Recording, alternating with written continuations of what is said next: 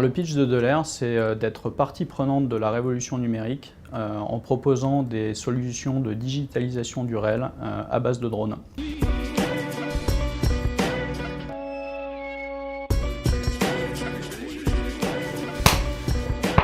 Delair a été créé par 4 associés fondateurs, dont 2 travaillent dans le pétrole.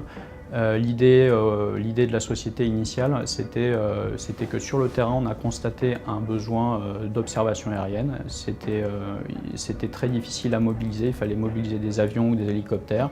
Et donc l'idée initiale de la société, c'est de créer un appareil, un petit drone, qui va pouvoir réaliser ce type de tâches d'observation aérienne dans les milieux reculés, notamment pour des pétroliers.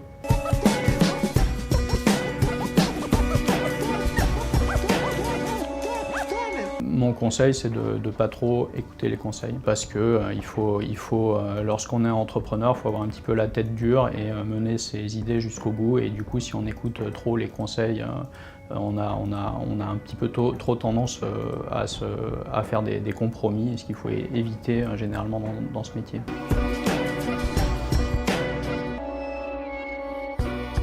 Des galères, il y en a eu de toutes les couleurs, de toutes les formes, pour tous les goûts, mais avec une équipe soudée, ça passe.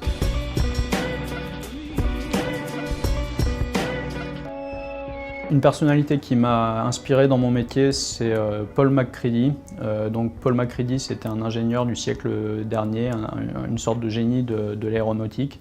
Il a fabriqué énormément d'avions, notamment des planeurs, des avions légers.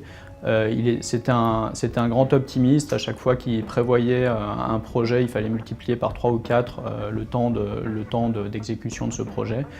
Et il avait un credo, c'est « doing more with less », c'est-à-dire faire plus avec moins. Et donc il était très novateur dans une forme de l'économie dans le design et la sobriété énergétique.